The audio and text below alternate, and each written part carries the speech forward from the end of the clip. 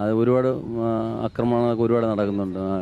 ആളുകൾ മാറ്റങ്ങളാണ്, ഒരുപാട് മാറ്റങ്ങളുണ്ട്. കുട്ടികളായാലും വളരെ നമ്മളൊന്നും വിശ്വസിക്കാൻ പോലും നമ്മുടെ കുട്ടികൾ, വരുന്ന തലമുറ ആൺകുട്ടികളെ ആയാലും പെൺകുട്ടികളായാലും ശരി, വലിയൊരു ഈ ഡ്രഗ്സിൻ്റെയൊക്കെ ഭാഗമായിട്ട് ഇങ്ങനെ പോവുകയാണ്.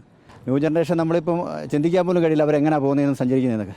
ന്യൂ ജനറേഷനിലെ പിള്ളേർ കൂടുതലായിട്ടും ലഹരിയുടെ ഇതിലേക്കാണ് പൊയ്ക്കൊണ്ടിരിക്കുന്നത്. കാണുമ്പോൾ തന്നെ മനസ്സിലാകും, നേരത്തെ ആ ഒരു പിള്ളേർ രീതിയല്ല ഇപ്പോഴത്തെ പിള്ളേർ രീതി. നമുക്ക് സംസാരിക്കാൻ പോലും സത്യം പറഞ്ഞാൽ പേടിയാണ് അവരോട്. അവർ ഏത് ടൈപ്പിലാണ്, എങ്ങനെ നമുക്ക് റിപ്ലൈ തരുന്നതെന്ന് പോലും നമുക്ക് പറയാൻ പറ്റുകയില്ല. ഇപ്പം മയക്കുമരുന്നും അതും ഇതൊക്കെ ഇല്ലേ എല്ലാവരും ഉപയോഗിക്കുന്നത്, അതിൻ്റെയൊക്കെ ആയിരിക്കും. സ്കൂളിലായാലും അവിടെ എല്ലാം ഇങ്ങനെ കൊടുക്കുന്നതെന്നല്ലേ പറയുന്നത്. അതിൻ്റെയൊക്കെ ഇതായിട്ടായിരിക്കും കുഞ്ഞുങ്ങൾ ഇങ്ങനെയൊക്കെ ആവുന്നത്. ഇപ്പോഴത്തെ കാലഘട്ടവും ഇപ്പോഴത്തെ പിള്ളേർ, ഇപ്പോഴത്തെ വളർച്ച, ഇപ്പോഴത്തെ ആഹാരവും എല്ലാം പ്രത്യേക രീതിയിലല്ലയോ.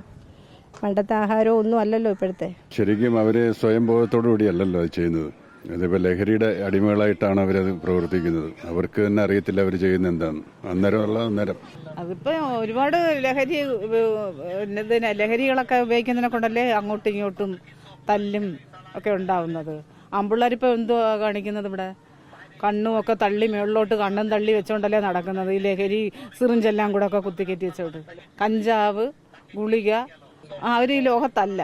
അവരെ നമ്മൾ പ്രത്യേകം ഇപ്പോൾ കാണുമ്പോൾ നമുക്കറിയാം ഇവരെന്താണ് ഇങ്ങനെ വരുന്നത്. നമ്മൾ നടന്നു വരുന്നത് തന്നെ അവർക്ക് കാണാൻ വയ്യ. അവർ വേറൊരു ലോകത്തിങ്ങനെ മയങ്ങി നടക്കുക.